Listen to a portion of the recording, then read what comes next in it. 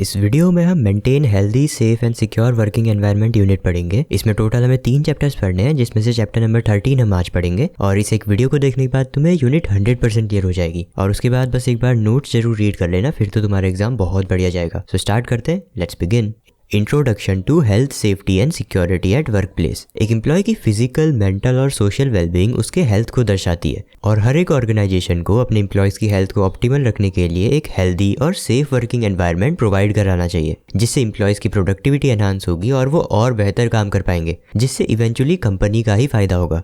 इसके लिए कंपनीज को क्लीनलीनेस इंश्योर करनी चाहिए। जहाँ पर एम्प्लॉयज़ काम कर रहे हैं वो एरिया प्रॉपर्ली एयर कंडीशनड होना चाहिए। इसके साथ ही फिल्टर्ड वाटर सप्लाई होनी चाहिए और एक फूड कैफेटेरिया होना चाहिए जहाँ पे एम्प्लॉयज़ को गुड क्वालिटी फूड मिल सके, और एक क्लीन वॉशरूम फॉर एम्प्लॉयज़। ये सभी चीज़ें वर्क प्लेस पर एक एम्प्लॉय की हेल्थ को ऑप्टिमम लेवल पर बनाए रखने के लिए काफ़ी ज़्यादा ज़रूरी है। Next is safety. अब जहाँ पर एम्प्लॉयज़ काम कर रहे हैं वो वर्किंग एनवायरनमेंट सेफ होना चाहिए, यानी it should be free from hazards and risks. Hazard यानी वो चीज़ें जिनसे लोगों को कोई हार्म हो सकता है, जैसे कोई हैवी बॉक्सेस तुम्हें मूव करने हैं तो वो एक हजार्ड हो सकता है। रिस्क इज़ अ प्रोबेबिलिटी कि तुम्हें उससे हार्म होगा। अगर तुम उन्हें गलत तरीके से लेकर जाओगे तो वो तुम ही पर गिर जाएंगे और तुम बेचक जाओगे। इसलिए एक ऑर्गेनाइजेशन में सेफ्टी गाइडलाइंस होनी चाहिए कि कोई एक्टिविटी जिसमें हजार्ड्स इन्वॉल्व हैं और रिस्क है कि उससे किसी को हार्म हो सकता है, तो उसके लिए प्रॉपर गाइडलाइंस मेंशन होनी चाहिए कि वो एग्जैक्टली करना कैसे है और क्या चीज़ें अवॉइड करनी है ताकि रिस्क कम किया जा सके।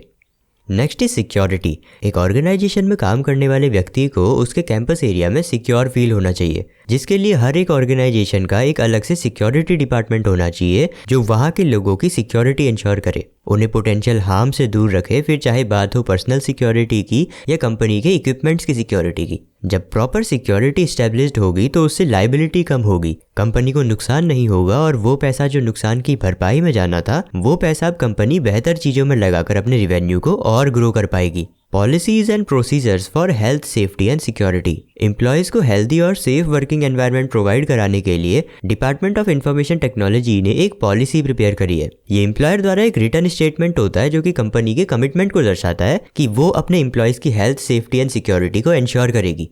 इनफैक्ट गवर्नमेंट ने भी कंपनी लॉज में स्पेसिफिकली मिनिमम रिक्वायरमेंट्स मेंशन करी हुई है, जो कि कंपनी को अपने health, safety and security programme में इंक्लूड करनी ही चाहिए। और इसके अलावा भी कंपनी की अपनी एक खुद की health, safety and security committee होनी चाहिए जो कि वर्क प्लेस हैजार्ड्स को आइडेंटिफाई करे और उनके कंट्रोल मेजर्स अपने प्रोग्राम में इंक्लूड करे। Next is reasons for health, safety and security programmes और पॉलिसीज इन वर्क प्लेस। यानी वर्क प्लेस में health, safety and security programmes क्यों होने चाहिए वो देखते हैं। सबसे पहले तो ये पॉलिसीज एक कंपनी की अपने एम्प्लॉयज़ की हेल्थ और सेफ्टी की ओर कमिटमेंट को दर्शाती है कि हाँ, वो कंपनी अपने एम्प्लॉयज़ की हेल्थ और सेफ्टी का ध्यान रखती है। दूसरा, ये पॉलिसी शो करती है कि बिजनेस की परफॉर्मेंस और उसमें सेफ्टी मेजर्स की परफॉर्मेंस साथ में कॉम्पैटिबल है। जितना इंपॉर्टेंस बिजनेस परफॉर्मेंस को दिया जा रहा है उतना ही उसमें काम कर रहे लोगों की सेफ्टी को भी दिया जा रहा है। ये पॉलिसी शो करती है कि कंपनी अपना बिजनेस सिर्फ प्रॉफिट्स बुक करने के लिए नहीं कर रही है, बल्कि अपने सभी स्टेक होल्डर्स का ध्यान भी रख रही है। वर्क प्लेस के हेल्थ, सेफ्टी और सिक्योरिटी के लिए कंपनी में काम कर रहे हर एक व्यक्ति की अकाउंटेबिलिटी इन पॉलिसीज और प्रोग्राम्स में क्लियरली डिफाइंड रहती है, और एक कंपनी अपने पॉलिसीज को गवर्नमेंट ऑफ इंडिया की occupational health and safety OH&S policy के हिसाब से फॉलो कर सकती है, और इन पॉलिसीज से एम्प्लॉयज़ की इलनेस और इंजरीज को प्रिवेंट किया जा सकता है। एक टिपिकल IT कंपनी की health, safety and security policy में OH&S के ये कुछ क्लॉजेस हो सकते हैं। कंपनी को अपने हेल्थ और सेफ्टी परफॉर्मेंस को इम्प्रूव करने के लिए प्रॉपर रिसोर्सेज देने चाहिए।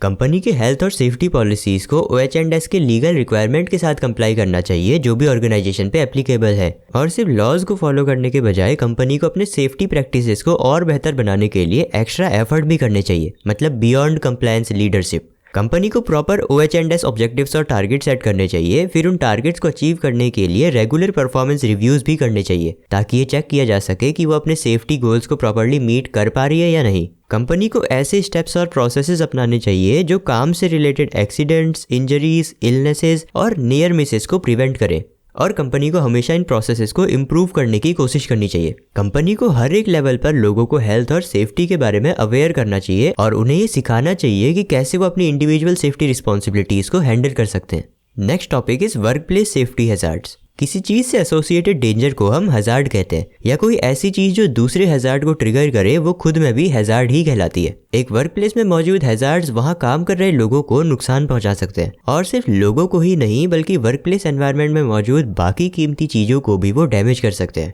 हैजार्ड्स को हम अलग अलग टाइप्स में क्लासिफाई कर सकते हैं, और सारे हैजार्ड्स हर वर्क प्लेस में नहीं होते। अलग अलग वर्क प्लेस से अलग अलग टाइप के हैजार्ड्स जुड़े हुए होते हैं। सबसे पहले फिजिकल हैजार्ड्स के बारे में बात करते हैं। फिजिकल हैजार्ड्स का मतलब है वो रिस्क जो फिजिकल वर्क एनवायरनमेंट से अराइज होते हैं, जैसे फ्लोर्स, वॉल्स या सीलिंग से जुड़े हुए हैजार्ड्स। साथ ही इसमें मशीनरी और इलेक्ट्रिकली ऑपरेटेड मशीन्स के साथ काम करना भी शामिल है। हर इंडस्ट्री में फिजिकल हैजार्ड्स होते हैं, लेकिन स्पेसिफिक सेक्टर में ये हैजार्ड्स उनके वर्क सेटिंग के हिसाब से अलग अलग होते हैं। सबसे पहला है falling of heights, slipping and tripping. Falling of यानी गिरना, जिसके काफी सारे रीजंस हो सकते हैं, जैसे फॉल्टी स्कैफोल्डिंग और लैडर्स, या इलेक्ट्रिसिटी के कांटेक्ट में आना, या फिसल के गिर जाना, या किसी ऑब्जेक्ट से क्रैश होकर बैलेंस खो देना और फिर गिर जाना। वहीं ट्रिप्स और स्लिप्स लोअर लेवल्स पे होते हैं, जैसे फ्लोर पे या रैंप पे, या फिर वर्क प्लेस के कोई अनइवन सरफेस पर। और इन सब का रिजल्ट होता है एक्सीडेंट्स और इंजरीज। इसलिए फॉल्स और स्लिप्स को अवॉइड करने के लिए सभी चीज़ों को ठीक से अरेंज करके रखना काफ़ी ज़्यादा ज़रूरी हो जाता है। कहीं अगर कोई लिक्विड फूड या पेंट गिर जाए तो उसे तुरंत साफ कर देना चाहिए ताकि कोई एक्सीडेंट्स ना हो। और साथ ही लाइटनिंग प्रॉपर होनी चाहिए, वरना अंधेरे में तो ऑब्वियसली तुम किसी भी डेंजरस ऑब्जेक्ट से टकरा सकते हो या वायर्स पे उलझ के गिर सकते हो। और इसके साथ साथ जो भी डैमेज्ड इक्विपमेंट्स हैं या डैमेज्ड स्टेयरवेज हैं, लाइट फिक्सचर्स हैं, उन्हें तुरंत रिपेयर करवाना चाहिए ताकि उनसे एसोसिएटेड डेंजर्स को हम अवॉइड कर पाएं। Next is electrical hazards. Work place पे इलेक्ट्रिक शॉक कई रीजंस की वजह से लग सकता है, पर अक्सर जो बिजली का झटका लगता है वो लाइव वायर्स के डायरेक्ट कॉन्टैक्ट में आने से ही लगता है, या फिर किसी इलेक्ट्रिकल कंडक्टर के कॉन्टैक्ट से तुम उस लाइव वायर के कॉन्टैक्ट में आए तब भी तुम्हें इलेक्ट्रिक शॉक लग सकता है। और इससे वर्कर्स को काफ़ी सीरियस इंजरीज हो सकती है और इवन वो पूरे ख़त्म भी हो सकते हैं। इलेक्ट्रिकल एक्सीडेंट्स के कॉमन कॉजेज होते हैं पुराने हो चुके वायर्स जिनका इंसुलेशन निकल गया हो, या फिर इलेक्ट्रिकल आउटलेट्स का ओवरलोडिंग होना, या फिर अनग्राउंडेड या फॉल्टी इक्विपमेंट्स का यूज़ करना, और या फिर इलेक्ट्रिकल इक्विपमेंट के अनसेफ यूज से भी इलेक्ट्रिक शॉक लग सकता है।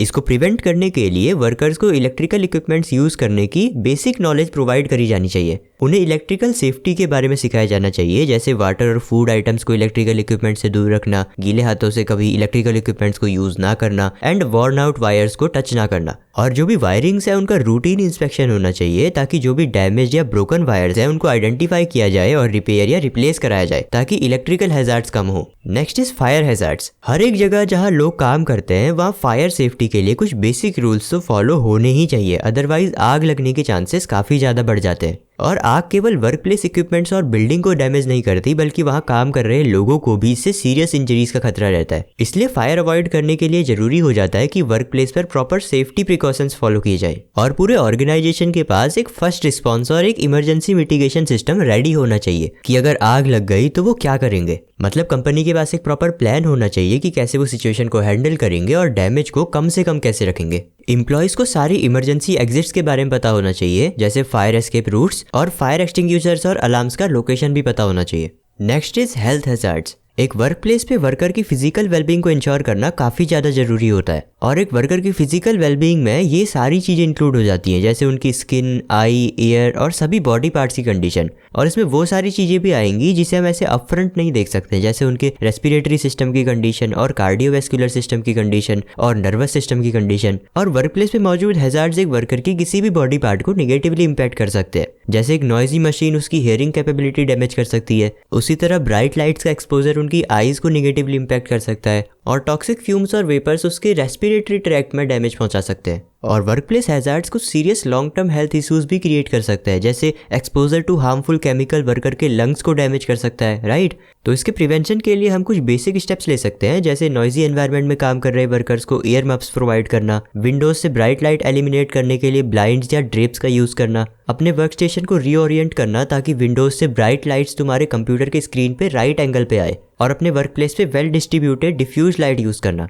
Next is hazards using computer. Computer use करते वक्त पुअर सिटिंग पोजीशन होना या एक ही पोजीशन में लंबे समय तक बैठे रहने की वजह से बॉडी में पेन हो सकता है और सेम मूवमेंट रिपीटेडली करने की वजह से उस मूवमेंट में इन्वॉल्व मसल थक जाते हैं और एक वर्कर मसल फटीग एक्सपीरियंस करता है। साथ ही जो कंप्यूटर स्क्रीन से आ रही लाइट ग्लेयर्स होती हैं वो भी आंखों को डैमेज कर सकती है। इन हैजार्ड से बचने के लिए हमें रेगुलर इंटरवल पे स्ट्रेचिंग करनी चाहिए और अपनी सीट पर ही सिंपल योगा करना चाहिए, जिससे हम इन चीज़ों से बच सकते हैं। Next is handling office equipments. Office equipments को ठीक से हैंडल नहीं किया जाए तो उससे काफ़ी इंजरीज हो सकती है। फॉर एग्जांपल, अगर कोई शार्प एज इक्विपमेंट को तुम प्रॉपर्ली हैंडल ना करो तो उससे तुम्हें कट्स लगने के चांसेस बढ़ जाते हैं। इसलिए सभी स्टाफ मेंबर्स को इक्विपमेंट्स हैंडल करने के लिए प्रॉपर ट्रेनिंग दी जानी चाहिए और एडमिनिस्ट्रेशन को एक मैनुअल बनानी चाहिए जिसमें प्रॉपर इन्फॉर्मेशन हो कि ऑफिस इक्विपमेंट्स को कैसे हैंडल करना है। इसी के अंदर हमें ऑब्जेक्ट्स को हैंडल करने के रिगार्डिंग भी बताया गया है कि अगर हैवी ऑब्जेक्ट्स को तुम प्रॉपर प्रोसीजर या टेक्निक से लिफ्ट नहीं करोगे तो उससे तुम्हें इंजरीज हो सकती है। इसलिए हमेशा एक अप्रूव्ड प्रोसीजर और एक प्रॉपर पोस्चर को फॉलो करते हुए ही तुम्हें ऑब्जेक्ट्स को लिफ्ट या मूव करना है ताकि तुम उस डैमेज से खुद को बचा सको।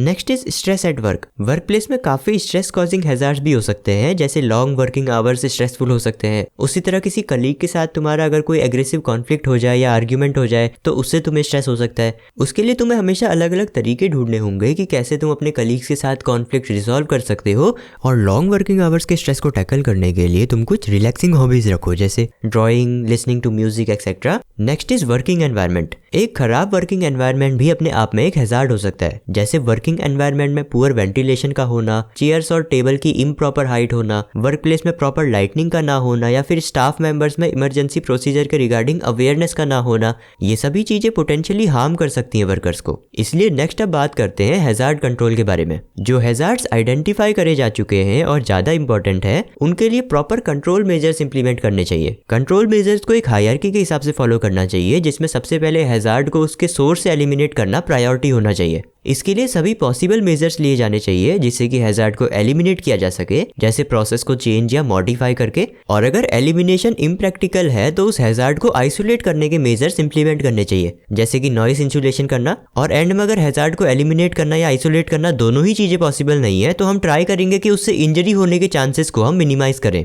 और ये इंश्योर किया जाए कि इफेक्टिव कंट्रोल मेजर्स लगाए जा रहे हैं, जैसे प्रॉपर एग्जॉस्ट वेंटिलेशन लगाना, पर्सनल प्रोटेक्टिव क्लोथिंग और इक्विपमेंट प्रोवाइड कराना जिसे प्रॉपर्ली यूज और मेंटेन किया जा रहा हो। और जो वर्कर्स ज्यादा रिस्क में हैं उनके एक्सपोजर को ध्यान से मॉनिटर करना चाहिए। मतलब ये देखना जरूरी है कि वो कितने टाइम तक और कितनी बार हैजार्डियस चीजों या एनवायरनमेंट के कॉन्टेक्ट में आ रहे हैं ताकि उनकी सेफ्टी इंश्योर की जा सके। लास्टली हमें एक सेफ्टी गाइडलाइंस की चेकलिस्ट दी हुई है, तो उसे देखते हैं। सबसे पहले जो भी क्लीनिंग केमिकल्स हैं उन्हें हमें टाइटली क्लोज्ड कंटेनर में एक सेपरेट कबर्ड में रखना चाहिए। रोजाना कचरा फेंकना चाहिए ताकि सफाई बनी रहे और गंदगी ना हो।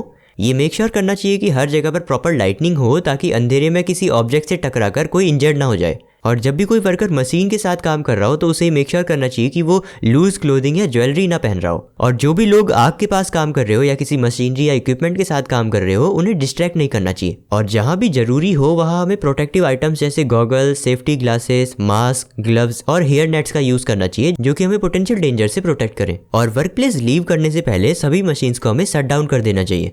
कभी भी इलेक्ट्रिकल कंट्रोल्स या स्विचेस के साथ नहीं खेलना चाहिए। और जब तक तुम किसी इक्विपमेंट को यूज करने के लिए प्रॉपर्ली ट्रेंड ना हो या तुम्हें सुपरवाइजर ने अलाउ ना किया हो तब तक उस मशीन या इक्विपमेंट को तुम्हें यूज नहीं करना चाहिए। किसी भी इलेक्ट्रिकल इक्विपमेंट को यूज करने से पहले जो भी टूटे हुए या खराब हो चुके प्लग्स हैं या वायर्स हैं उन्हें तुम्हें रिपेयर करवाना चाहिए। और अगर तुम्हें कोई इक्विपमेंट अनसेफ लग रहा है या उससे चिंगारी निकल रही है या फिर उससे धुआं निकल रहा है तो तुम्हें उसे यूज नहीं करना चाहिए। सभी फूड आइटम्स को तुम्हें क्लोज रखना है किसी लिड से या एल्यूमिनियम फॉइल का यूज करके। और जो नो स्मोकिंग एरिया है वहाँ स्मोकिंग नहीं करनी है। ऑब्वियसली स्मोकिंग तो वैसे भी नहीं करनी है, चाहे कोई भी एरिया हो, कोई भी तुम्हें फोर्स कर रहा हो या कोई भी तुम्हारे अंदर क्यूरियोसिटी हो, स्मोकिंग तो नहीं करनी है, ठीक है। और अगर कहीं कुछ अनसेफ लगे या कोई अनसेफ एक्ट तुम्हें दिखे तो तुरंत अपने सुपरवाइजर को बताओ। जैसे एक अनसेफ एक्ट हो सकता है कि सिर्फ तुम वीडियोस देख के बोर्ड एग्जाम देने चले जा रहे हो बिना ये पता करे कि बोर्ड एग्जाम में क्वेश्चन किस टाइप के पूछे जाते हैं और फिर बाद में तुम रिग्रेट कर रहे हो। इसको प्रिवेंट करने के लिए तुम डिस्क्रिप्शन में दी हुई प्रीवियस ईयर क्वेश्चंस की ईबुक फॉलो कर सकते हो जिसमें सिर्फ लास्ट 5 ईयर्स के पीवाईक्यूज ही नहीं बल्कि उनके सोल्यूशन भी दिए हुए हैं, जिससे तुम्हें पता लगेगा कि बोर्ड एग्जाम में एग्जैक्टली किस टाइप के क्वेश्चन पूछे जाते हैं और कैसे उनका आंसर करना है ताकि तुम फुल मार्क्स इंश्योर कर पाओ। इसे लेटेस्ट सिलेबस के अकॉर्डिंग ही बनाया हुआ है और जो टॉपिक्स इस साल नहीं आ रहे हैं उसे पीवाईक्यूज वाली ईबुक से भी रिमूव कर दिया गया है और कुछ क्वेश्चंस को लिब्रे ऑफिस के अकॉर्डिंग मॉडिफाई कर दिया है क्योंकि इस साल लिब्रे ऑफिस ही पूछा जाएगा एग्जाम में, राइट। तो डेफिनेटली पीवाईक्यूज की प्रैक्टिस करके जाना and all the best for your board exams.